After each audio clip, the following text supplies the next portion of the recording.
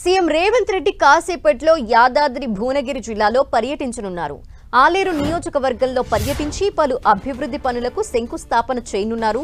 CM Revanth దాదాపు 1500 కోట్ల వ్యయంతో చేపట్టనున్న పలు అభివృద్ధి పనులకు సీఎం ప్రారంభించనున్నారు.